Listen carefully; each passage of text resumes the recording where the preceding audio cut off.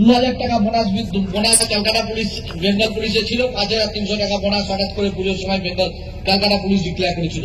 বিজিত আমাকে বলেছিলেন, আমি সঙ্গে সঙ্গে মাননীয় মুখ্যমন্ত্রী নজরে এনেছিলাম। মাননীয় মুখ্যমন্ত্রী হসপিটালে ছিলেন, হসপিটাল থেকে আসার পর ওনার স্যালাইন চলছে বাড়িতে।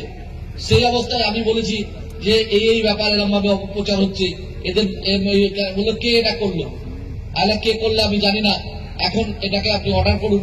বললো অর্ডার করলে খবর হবে না, অর্ডার করলে ওরা জানতে পারবে না যে কিছু হয়েছে। আমি এখন টুইট করব, টুইট করে জানিয়ে দেবো প্রত্যেকটা সরকারি কর্মচারী, এবং যাতে আমার টুইটটা নিউজ পেপারে যায়, তারা যাতে জানতে পারে এই ব্যবস্থাটা হবে। সুতরাং আমি টুইট করে জানাচ্ছি, পুজোর ছুটি পড়ে যাচ্ছে, এখন যদি আমি অর্ডার করি ওদের কাছে বার্তা পৌঁছাবে না, আমি টুইট করে জানিয়ে দিচ্ছি। সাথে সাথে ওই হাতে যে হাত তুলতে পারছেন না, সেই অবস্থায় অসুস্থ ছিলেন, সেই অবস্থায় আপনারা জানেন টুইট করে আপনাদের কথা জানিয়ে দিয়েছে।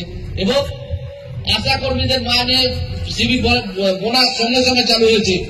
আমাদের এক শ্রেণীর আমলার জন্য আপনাদের বোনাসটা চালু হয়নি, সেই আমলার জন্য চালু হয়নি। এবং গত কয়েকদিন আগে আমি এখনই এসপি সাহেবকে দেখাচ্ছিলাম, আমাদের যিনি চেয়ারম্যান, যে আমার কার সাথে কথা হয়েছে, কি ব্যাপারে কথা হয়েছে। এই সপ্তাহের মধ্যেই আপনাদের যাদের যাদের যে ডিস্ট্রিক্টের বোনাস ঢোকেনি প্রত্যেকের বোনাস ঢুকে যাবে। এটা আমার সাথে কথা হয়েছে, তিনি একটা নির্দিষ্ট ডেট দিয়েছেন, আমি ডেটটা বলতে চাই না। এই সপ্তাহ এবং কামিং উইকের মধ্যে আপনাদের প্রত্যেকটা বোনাস ঢুকে যাবে। মাইনে আপনাদের বৃদ্ধির জন্য আমাদের আন্দোলন চলবে। মাইনে বৃদ্ধি আপনাদের হতে হবে। যে মাইনে আপনারা পান সেই মাইনে আপনাদের সংসার চলার পক্ষে উপযুক্ত নয়। শুধুমাত্র এই ওয়েলফেয়ার কমিটি তৈরি করা হয়েছে, এই ওয়েলফেয়ার কমিটি শুধুমাত্র আপনারা নন।